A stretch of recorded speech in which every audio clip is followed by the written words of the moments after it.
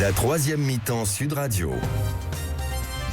Bonjour à toutes et à tous, très heureux de vous retrouver sur Sud Radio, le podcast La troisième mi-temps, un vendredi. Et oui, puisque le 15 de France a joué ce jeudi soir. D'habitude, on a rendez-vous tous les lundis, mais là, c'est exceptionnel, un vendredi. Et puis, malgré tout, je suis accompagné de Quentin Cabanis et Marius Louis-François. Bonjour messieurs. Bonjour à tous. Bonjour Cyprien, bonjour Quentin. Bon, j'ai l'impression que vous avez le sourire messieurs, puisqu'hier, le 15 de France a commencé le tournoi Destination 2026 avec un large succès contre l'Irlande, 36-14, avec rien ni plus ni moins que 5 essais français, 2 de Louis Biarré à la 13e et 47e, de Mathieu Jalibert à la 22e, un autre de Charles Olivon à la 34e et enfin un dernier de Théo Atisogbe à la 80e minute. 22-0 à la mi-temps, même 29-0 à la 45e minute de jeu. Une démonstration française, messieurs. On va faire rapide sur la rencontre, mais surtout on va se projeter sur la suite du tournoi pour le 15 de France. Messieurs, une analyse rapide sur cette rencontre et cette démonstration, on peut le dire, Marius. Démonstration, oui, c'était un match maîtrisé. Les Bleus qui étaient dans le coup, surtout en première mi-temps. Ils ont été particulièrement impressionnants, j'ai trouvé. En revanche, je serais peut-être un peu dur avec eux, mais j'ai trouvé que le petit trou d'air en seconde période, quand on prend les 2 essais irlandais, est un petit peu dommage, puisqu'en face c'était quand même une équipe d'Irlande qui était assez déplorable. En fait, j'ai trouvé que c'est plus l'Irlande qui jouait mal, plus la France qui a mal joué pendant un moment de seconde période que l'Irlande qui a bien joué. C'est pour ça qu'ils sont revenus. C'est en cela que je trouve que c'est un petit peu dommage. Le trou d'air est arrivé après les avec changements, avec un gros changement. Il y a eu, si je me trompe pas, 6 changements quasiment. 5 je crois. 5 changements d'un coup. Après, il y a eu un autre changement et après Serein plus tard. Exactement. Donc du coup, il y a eu du monde qui est rentré. C'était Netimovaka, Montagne, Meafou, Goradou et Gourgue. Ça fait donc 6 changements d'un coup. Ça fait beaucoup pour une équipe surtout qui était assez dominante. Et ensuite, l'Irlande, ils étaient menés 22-0 à la mi-temps. Ils ont le droit d'être un peu meilleurs, si c'était pas complètement flamboyant, mais il y a eu plus d'impact, plus d'intensité. On a revu des séquences qui ressemblent un petit peu plus au jeu irlandais dans la manière d'attaquer, mais on peut peut-être regretter que l'apport du banc de touche n'était peut-être pas au niveau des titulaires pour le coup. Est-ce que toi, tu es aussi sévère que Marius, Quentin, sur le score final et la performance française? Alors, on peut pas être sévère avec cette équipe de France. Déjà, quand tu bats l'Irlande avec le bonus offensif, tu peux être que satisfait. En termes de discipline, l'équipe de France a été quasiment parfaite. Seulement 4 pénalités à l'issue du match.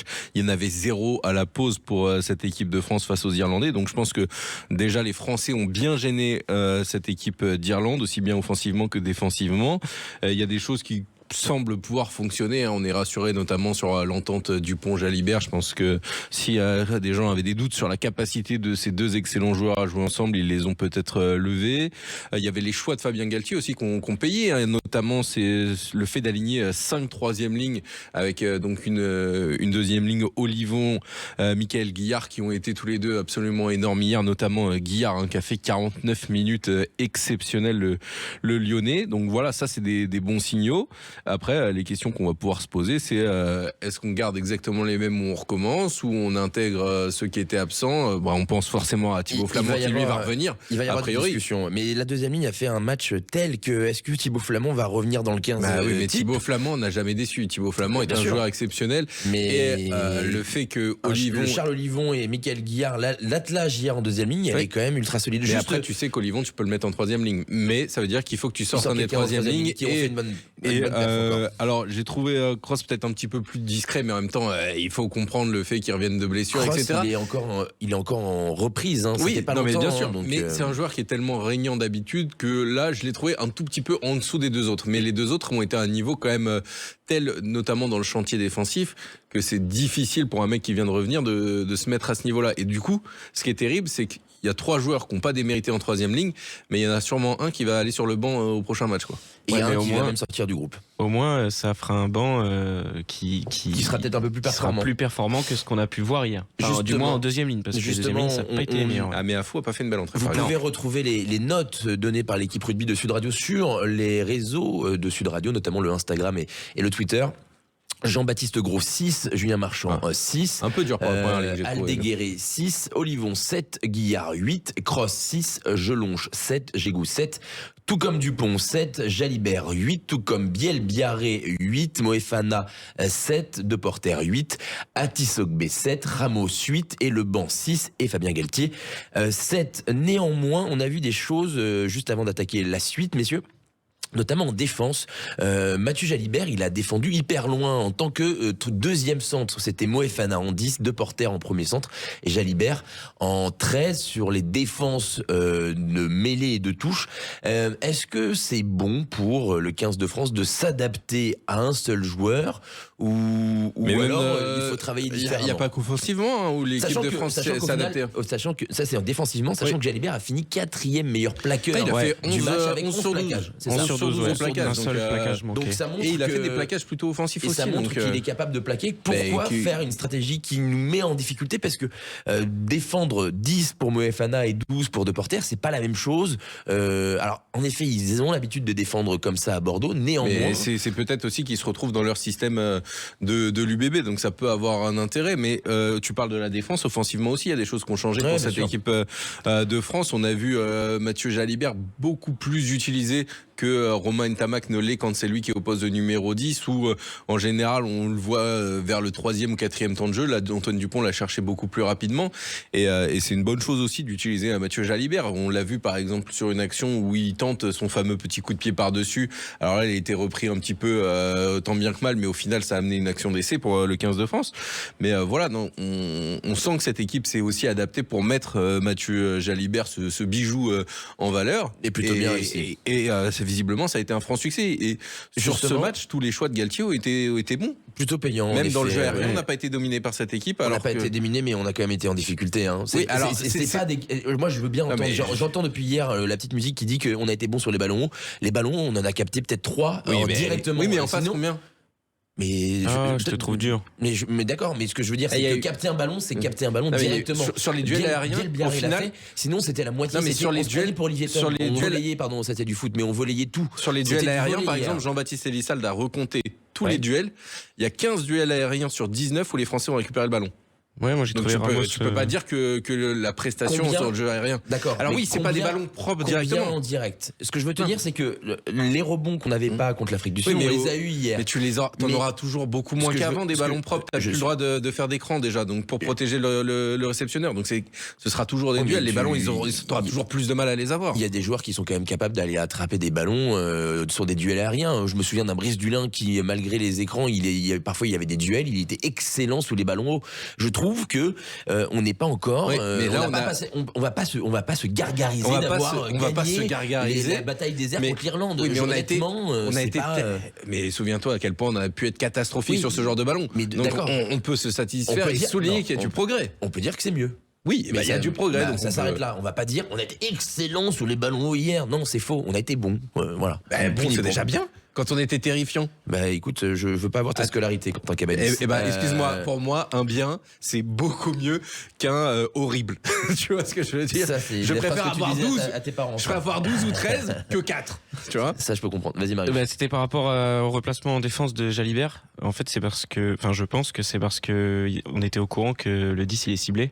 Et qu'il a quand même quelques lacunes défensives, même si hier beaucoup moins qu'avant. Oui, beaucoup moins. Non, mais ça c'est indéniable, beaucoup moins. Mais pourtant, ils l'ont pas fait avec Pendergast. Non, mais Pendergast, c'est catastrophique. T'as pas besoin les Irlandais, de ils se sont fait atomiser à la fin. T'as pas besoin de le viser, ils se visent tout seuls. Dans ces cas-là, comment ça se fait que nous, on ait pensé à ça et eux, ils n'aient pas pensé? Je pense rien, mais du coup, à l'arrivée, ils perdent. Je pense sincèrement qu'on aurait pu laisser Jalibert en 10, défendre en 10. On n'aurait pas reculé. Mais la prestation du 10 adverse, déjà, t'avais pas trop de risques. En tout cas, c'est intéressant à savoir. On va se projeter sur la suite, messieurs. Qu'est-ce qu'on fait pour la suite? Champion du monde. Non, mais qu'est-ce qu'on fait avec ces 23, messieurs? Est-ce qu'on garde les 23 pour le Pays de Galles? Je rappelle que le prochain match, c'est dimanche prochain, à suivre sur Sud Radio, contre le Pays de Galles, au Pays de Galles à Cardiff, avec François Trio et Daniel Herrero. On aura le temps d'en reparler. Qu'est-ce qu'on fait de ces joueurs? Il y a Thibaut Flamand qui va sûrement revenir dans le groupe. Faut voir l'état de la cheville de Thibaut Flamand, mais s'il est rétabli à 100%. Oui. Est-ce qu'on rappelle Penaud? Est-ce qu'on rappelle Ficou? Est-ce qu'on rappelle Aldrit? Est-ce qu'on laisse sa chance à peut-être des nouveaux? Est-ce qu'on laisse sa chance à un Broboiry, à un Néné, à plus de temps de jeu pour Baptiste Sorin? Qu'est-ce qu'on fait avec déjà, il faut prendre en compte, et on va voir, je pense qu'il faudra regarder le match de ce week-end pour voir quel est le niveau du Pays de Galles, parce que bon, sur les dernières années, c'est quand même relativement catastrophique. À voir s'ils sont dans la lignée des semaines passées, mais je pense que si le Pays de Galles est au niveau détestable qu'on imagine, ce sera peut-être l'occasion de donner une titularisation ou une place sur le banc à Gaël Fickou, sachant que Gourgue semblait un petit peu touché à la cheville. Alors les nouvelles se veulent rassurantes, mais peut-être ne pas prendre de risque avec Gourgue, soit rappeler Fickou pour lui donner une sélection qui serait un petit peu cadeau, ou tester Broboiry sur le banc par exemple, ce qui peut être quelque chose de très intéressant parce que le Palois démérite pas. Je pense que Flamand va réintégrer la deuxième ligne, que Olivon va basculer en troisième ligne. Gégou sur le banc. Donc tu sors Nouchi. Et là c'est plus dur de faire des choix. Moi j'ai une autre stratégie, je peux te la donner? Je t'écoute. Je pense que Olivon va passer sur le banc et va sortir Oradou du groupe. Et Oradou, du coup, tu le sors du groupe? Et je pense pas qu'il sorte Oradou du groupe. Il fait partie de ses chouchous, je trouve. Oui, mais je pense que Oradou a ce super pouvoir en touche. Oui, mais Olivon est très bon en touche également. Très bon, mais je pense que Olivon peut du coup glisser sur le banc en tant que hybride deuxième, troisième ligne.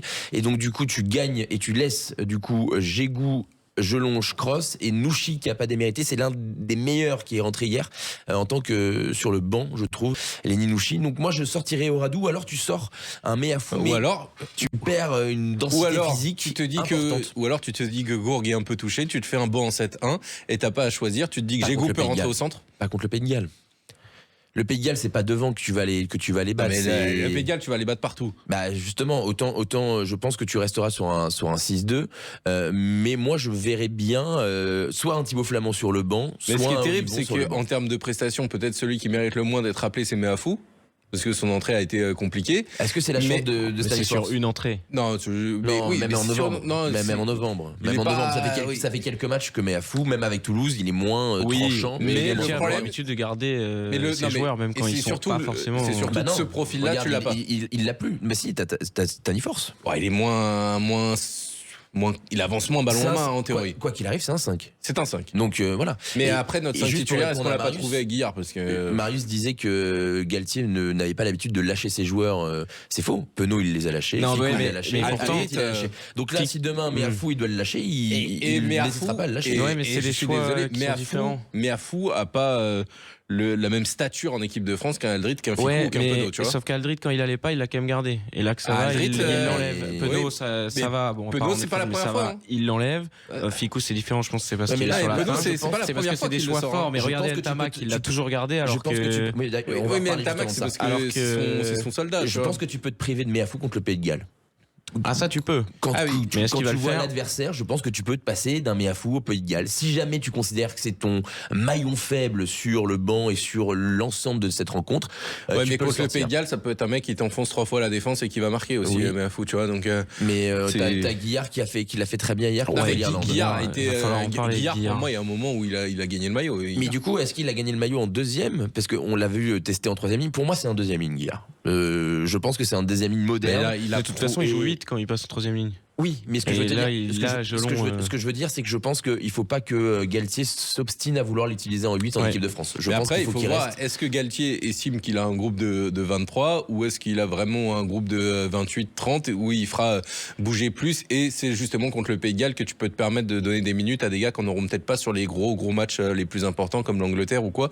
C'est aussi contre le Pays de Galles que tu peux tester d'autres joueurs. Tu peux essayer un Dréan à la place d'un Atis Ogbe contre le Pays de Galles pour voir lequel est le meilleur à ce niveau-là, tu vois, tu peux te permettre de faire des tests contre le Pays de Galles. Contre le Pays de Galles, justement, on parle de plus en plus d'un retour de Romain Ntamak dans le groupe des 42. S'il revient dans le groupe des 42, est-ce qu'il doit être dans les 23 ou même est-ce qu'il doit être sur le terrain, messieurs?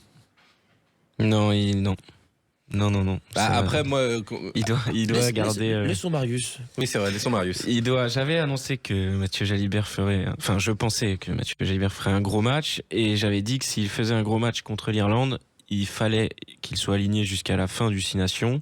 Et donc c'est exactement ce qui s'est passé, et je vais pas revenir dessus. Je trouve qu'il doit garder Jalibert. J'ai trouvé que l'alternance en fait entre, c'est Alexandre Priam qui parlait de ça, des joueurs de KO et des joueurs de maîtrise, et Jalibert est un joueur de KO et Dupont peut faire les deux. Quand il est aligné avec Ntamak, Dupont est un joueur de KO. Quand il est aligné avec Jalibert, hier il nous a montré qu'il pouvait être un joueur de maîtrise parfait, et les deux ont été très complémentaires et très bons. Et donc je pense que, étant donné qu'en plus Ntamak va revenir de blessure encore une fois, il va avoir du mal à se relancer, c'est très très bien justement qu'il ait de la concurrence et qu'il soit remis en question. Et du coup, est-ce que tu peux être que mieux pour lui. Tu et pour convoques tout le 15 de France. Ntamak quand même dans le groupe des 42 ou tu le laisses encore à Toulouse pour qu'il récupère et qu'il se remette bien de sa blessure Non, je pense que je le prends dans le groupe des 42 quand même, mais je maintiens Mathieu Jalibert Ouais, parce que si et tu- je le mets même pas sur le banc moi. D'accord. Non, Je parce garde qu'en fait, Jalibert. Ouais. et puis si Et tu je- prends Romain Ntamak, c'est une façon aussi de le protéger de ne pas le faire jouer avec Toulouse le week-end suivant, parce que là ça va être un week-end de doublon. Ouais, hein, mais qui il va venir. avoir besoin de rythme aussi. Mais Si jamais il espère revenir. Moi, je pense que je le laisserai justement au club une semaine de plus pour voir déjà dans quel état physique il est, le garçon, parce que mine de rien, ça va faire quasiment plus d'un mois qu'il n'a pas joué, hein, je crois. Mais il peut le convoquer et puis le renvoyer le week-end en club. Aussi, tu peux faire ça en effet. Chose avec qu'il a refusé Romain de faire Ntamak. avec ses cadres comme Aldrit, Penaud et Ficou. Hein. Exact. Donc, Oui, est-ce qu'il va se permettre de le faire avec Ntamak? Ouais, je pense qu'il va le faire. Le truc, c'est que pas s'il la même rappelle situation, je Ntamak, on va repartir dans les débats, etc. Alors que je pense que c'est le moment de donner de la confiance à Mathieu Jalibert, de lui prouver que voilà, la rage de guerre est enterrée et que tout va bien et que ce sera lui le numéro 10 pour le tournoi. Ouais, Mais il y a- est-ce que c'est Il acté? n'y a même pas de débat. Hein. En tout Pour moi, il n'y cas, a même pas de débat. Sportivement, il a prouvé ce qu'il fallait sportivement, faire. mais même avant la blessure de Romain Ntamak, on estimait que Mathieu Jalibert devait être le numéro 10. Je pense pas que ce soit ça le choix dans l'esprit de Fabien Galtier. Aujourd'hui, est-ce que la belle prestation de Mathieu Jalibert a suffi à la faire changer le sélectionneur d'avis? C'est un tout autre problème, mais en tout cas, ils ont montré que la complémentarité avec Antoine facile à dire, Dupont, ça. elle est là, et qu'avec Thomas Ramos aussi, parce que Fabien Galtier, lui, parle d'une charnière à 3. Une charnière à 3, oui. Ouais, exactement. Il évoque de une charnière à 3 et c'est Thomas Ramos qui l'évoquait hier en zone mixte en disant que quand Jalibert était un peu loin de la zone ou alors pris dans un ruck, au sol, Ramos prenait le relais et ainsi de suite pour vraiment toujours avoir les leaders clés et très clairement identifiés dans le jeu courant des tricolores. Mais si on a fait le tour au niveau de l'effectif pour la suite, moi la question c'est plutôt maintenant quel style de jeu vont proposer les Français. J'ai trouvé, vous allez me dire si vous êtes d'accord avec moi ou pas, j'ai trouvé qu'on a été très lisible, très facilement lisible sur tout ce qui est lancement de jeu arrêté. Mêlée, touche, on était peu tranchant, peu ingénieux, peu inventif. Par contre, dès qu'il s'agissait de jouer sur les 2, 3e, 4e ballons, sur des ballons dans le chaos, sur des ballons turnover, sur des ballons, on va dire, un peu dans le désordre. Je nous ai trouvé plutôt efficace à trouver les bonnes zones, que ce soit avant et trois quarts, notamment l'essai de Charles Olivon qui vient d'un coup de pied de Mathieu Jalibert, ensuite un relais de François Cross pour Jean-Baptiste Gros qui fixe bien pour Michael Guillard. Ça veut dire que même les avants ont cette capacité-là. J'ai trouvé trop lisible et donc pas du tout assez bon sur les lancements de jeu arrêtés et plutôt bon il y a vraiment des intentions de jeu sur les 2, 3, 4e ballons. Est-ce que vous me rejoignez là-dessus ou pas du tout? Moi, je te rejoins là-dessus. Et là où on est d'autant plus fort, je pense, c'est sur les ballons de récupération. Dès qu'on va attaquer en contre-attaque, dès qu'on récupère la balle et qu'on se projette très vite vers l'avant, on fait des différences exceptionnelles. Alors forcément, déjà, quand tu as un Louis Bielbiarré sur un côté, ça facilite grandement les choses parce que tu as deux options. Tu lui donnes la balle avec les cannes, il se fait la différence, ou tu tapes un grand ballon devant et il y a une chance sur deux que ce soit lui au sprint qui récupère la balle. C'est ce qu'on voit beaucoup avec l'UBB, notamment en Coupe d'Europe. L'essai d'Olivon, il vient d'une touche rapidement jouée par Jalibert. Hein. Oui, c'est ça. Mais là, t'as Bielbiarré, par exemple, sur son essai, ça part un peu de nulle part. Il résiste à une cuillère, il se relève, il va aller marquer. Voilà, sur l'essai d'Atisogbe, les choses vont assez vite aussi. Donc voilà, c'est une équipe de France qui est redoutable. L'essai d'Atisogbe, c'est un break de serein. On joue dans le sens jusqu'à l'aile. Ensuite, on retape vers de nouveau le centre du terrain. Et on réinverse le sens de jeu avec Baptiste Serein qui trouve Ramos, Meafou, puis ensuite Mathieu Jalibert qui joue le dos contraire avec Théo Atisogbe. Ça montre que dans le désordre, on est bon. Sur les 3, 4e temps de jeu, on a des cellules. Dès qu'on arrive un peu aussi à faire bouger la défense, finalement, dès que c'est désorganisé, on est terrifiant. Parce qu'on a des joueurs aussi qui ont des inspirations magnifiques. La passe au pied de Thomas Ramos en une espèce de petite reprise de volée aussi. On se demande ce qu'il fait. Mais après, il n'y a que Thomas Ramos qui est capable de faire ce genre d'action. Thomas Ramos qui parle justement de ce jeu au pied qui donne à Louis Bielbiarré. Est-ce que c'est de la chance ou pas? Eh bien, réponse de l'arrière tricolore. Non, mais c'est de la chance. Je vais pas vous expliquer que j'ai fait exprès ou quoi. Non, c'est un peu de chance. Dans tous les cas, je me dis qu'il faut que je touche le ballon parce que le rebond me piège un petit peu. Et dans ma tête, je me dis que Louis, dans tous les cas, il sera là. Et voilà, j'ai la chance de prendre l'extérieur du pied et de lui mettre dans la course. Donc voilà, c'est toujours appréciable d'anticiper et de savoir que Louis, en l'occurrence, aime aussi ce genre de coups et voilà, de savoir qu'il était là, et c'est appréciable. Donc, tu vois, c'est ce que je te disais, finalement, ils savent que Louis Bielbiarré sera là. Donc là, ça passe, au final, il l'a même pas vu. C'est plus simple d'avoir Speedy Gonzalez avec soi. Non, mais là, ce qui veut dire, c'est que ça passe, il l'a même pas vu, mais il sait que s'il joue dans cette zone, il y a c'est 50-50, voilà, et si c'est Bielbiarré, il y a essai, quoi. 60-40 avec voilà. Bielbiarré. Mais ça montre aussi la confiance qu'il a dans ce garçon, et que Bielbiarré a passé un cap aussi. Marius, est-ce que tu es d'accord sur le fait que sur les lancements de jeu arrêtés, mais les touches, on soit pas encore performant, pas assez tranchant? Je nous ai trouvé vraiment, on n'a jamais breaké sur ces zones-là, en tout cas. Ouais, alors c'est pas la première chose que j'avais remarqué sur ce match, avant que tu en parles là. Effectivement, je peux te rejoindre. Après, je pense que le vrai test, ce sera contre des équipes qui sont entre guillemets beaucoup plus en forme, parce qu'en face là hier, c'était quand même assez faiblard. Avec tout le respect que j'ai pour la sélection irlandaise. Ouais, c'est une sélection irlandaise assez malade. Elle est sur la fin, elle est vieillissante, elle fait presque de la peine. En revanche, pour ce qui est de jouer dans le chaos, après plusieurs temps de jeu, Thomas Ramos, là, il vient de faire la transition parfaite pour ça. Quand il dit qu'il sait que de toute façon, il trouvera Louis Bielbiarré. En fait, j'ai trouvé hier que les Français arrivaient à se trouver avec des super gestes, des offloads en pagaille, des courses tranchantes. La passe d'Atisogbe pour Radou. C'est justement celle-ci dont je voulais parler. J'ai trouvé que ce geste représente parfaitement le match des Bleus d'hier. Ils envoyaient des passes, des trucs, et en fait, ils arrivaient à se trouver. Et c'est en ça que j'ai trouvé hier que c'était particulièrement bon. Et je pense que oui, ils ont une confiance en eux et une confiance entre eux qui permet d'avoir eu un jeu offensif aussi tranchant. Mais est-ce que c'est le jeu des Bleus, ou il y a aussi le fait qu'ils ont été aidés par la faiblesse potentielle de l'adversaire? Moi, je trouve que c'est plutôt le jeu des Bleus, et c'est pour ça que je disais attention au trou d'air, parce que selon moi le trou d'air il était pas en fait c'est les Bleus qui ont dicté le tempo. C'est dur tout le match de jouer à 80 minutes bien sûr, d'un tel niveau. Je rappelle qu'en première mi-temps on a basculé à 22-0, zéro pénalité en première mi-temps, 4 sur l'ensemble du match. C'est des performances qui sont rarement atteintes à ce niveau-là de la compétition, contre une équipe, contre l'Irlande, même un peu malade. Ça reste la sélection irlandaise. Mais messieurs, j'ai une question quand même pour vous. Est-ce que peut-être le trou d'air et le manque d'efficacité du banc de touche ne vient pas aussi peut-être d'un problème de forme du banc? Parce que sur le banc, par exemple, tu as Meafou qui s'était blessé à la J4 et qui a repris qu'à la J15. Tu avais Movaka qui est en reprise aussi. Tu vois, des joueurs qui sont peut-être pas encore dans le rythme international. Je pense que c'est plus sur le nombre que tu fais rentrer en même temps. Je pense que par exemple sur un banc comme ça, quand tu domines aussi outrageusement, les joueurs sur le terrain, ça casse la dynamique. Ça casse une dynamique. Je pense que si t'avais fait rentrer par exemple 2 joueurs par-ci, 3 autres là et un dernier ici, tu aurais peut-être un peu moins abîmé la dynamique et la mécanique qui s'était mis en place. Et donc du coup peut-être que tu n'aurais pas eu ce trou d'air, ou en tout cas pas de la même façon. À un moment donné, mine de rien, il y a 29-14, on n'est pas loin d'en prendre un autre, oui. À deux occasions, et tu bascules à 29-21 potentiellement, et là, il y a un peu plus de 10 minutes de la fin. C'est pas la même fin de rencontre.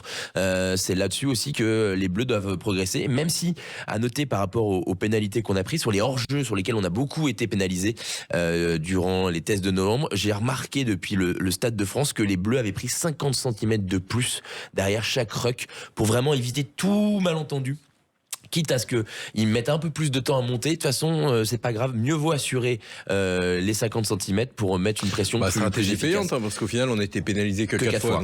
Donc voilà, comme quoi, c'est des petites choses qu'on voit, qu'ils ont travaillé et qui sont payantes. Messieurs, juste avant de se quitter, je vous rappelle que je vais vous redonner le programme, parce que là, le programme de Sud Radio, il est un peu évidemment bouleversé. Pas de top 14 ce week-end, ni de Pro D2.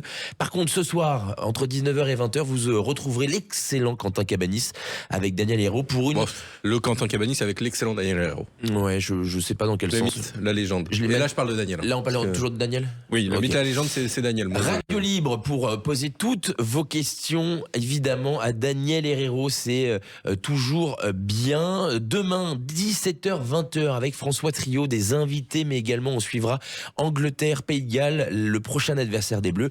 Le Pays de Galles jouera donc contre l'Angleterre. Programme pas de rugby dimanche. Non. Et on se retrouve la semaine prochaine, Quentin, parce qu'il y a de la Pro D2 et du Top 14 et du tour d'initiation. Enfin, il y a tout la semaine prochaine. Abondance de biens la semaine prochaine. Oui, non, on va se régaler la semaine prochaine. Donc, dès vendredi, finalement, avec le podcast, la Pro D2, le Top 14, le 6 Nations. Le en voiture, en voilà. On va dégueuler du rugby. Dégueuler du rugby, exactement. Que je dise pas de bêtises, vous pouvez également gagner vos places de rugby pour ce week-end. C'est Sud Radio qui vous offre des places pour la 17e journée de Top 14 avec Canal+. On vous offre des places pour Lou Montauban, coup d'envoi samedi 14 février à 16h35 dans le multiplex. Ce match, comme l'ensemble des matchs de Top 14 et de la Pro D2, sont à suivre en intégralité sur Sud Radio et Canal+. Et pour ça, envoyez dès maintenant rugby, le mot rugby au 7 20 18 par SMS pour vous inscrire au tirage au sort. Bonne chance à toutes et toutes. Messieurs, le mot de la fin, Marius ? Je voulais juste en quelques secondes revenir sur la performance de Sam Prendergast et sur Sam Prendergast d'ailleurs en général. Allez, ceci est un assassinat. Là c'est terminé. Là c'est terminé. Il va falloir arrêter avec fin ce de tournoi mec. pour lui, tu penses ? Mais il faudrait qu'il fin de tout. Il faut qu'il aille faire une retraite spirituelle ou j'en sais rien, se remettre en question. Après, c'est peut-être pas forcément que sa faute à lui. Les gens continuent. J'ai encore entendu des gens me dire attendez, il a 22 ans, il est jeune. Non, c'est pas possible. Jalibert Entamac, c'était 19 ans en équipe de France. Là, c'est vraiment plus possible. En défense, il est cataclysmique. Ses coups de pied, ils sont catastrophiques. Il a fait un match, il était complètement à côté de ses pompes. Là, il va falloir qu'il aille. Je sais pas ce qu'il va falloir qu'il fasse, mais. Moi, j'ai une question. Pourquoi ils mettent pas Jack Crowley, quoi ? Bah voilà. Et Jack Crowley qui en effet est l'ouvreur du Munster et bien. Il le sort Prendergast même dans pas chaque pendant pied. le match, mais c'est une folie. C'est une folie furieuse. Et puis ils le gardent, ils veulent continuer avec lui, je comprends pas. Autant il n'a pas été bon dans le jeu au pied, il n'a pas été bon en défense, il n'a pas été bon dans les choix. Ça fait beaucoup. Il a une caravane au cul.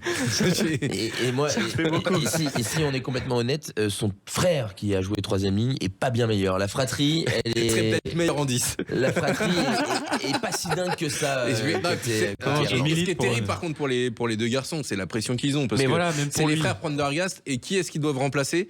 Sexton et O'Mahony. Même pour lui, il faut qu'il fasse une pause là. Ça fait des années qu'on l'annonce comme le successeur de Sexton. C'est une grosse pression mine de rien. Ah oui, mais c'est comme au foot les successeurs de Zidane. Il y en a eu 1 milliard et ça donne des Marvin Martin, des font rien, Karim et compagnie. Mais c'est même pas ça. C'est que l'un d'eux est derrière la réalisation de là. C'est Quentin Cabanis. Alors moi, c'était juste capillairement parlant. On l'avait vendu. Juste capillairement parlant et je portais la même marque de chaussures. Autant pour moi. Et je mettais ma chaussette gauche d'abord, mais sinon rien à voir.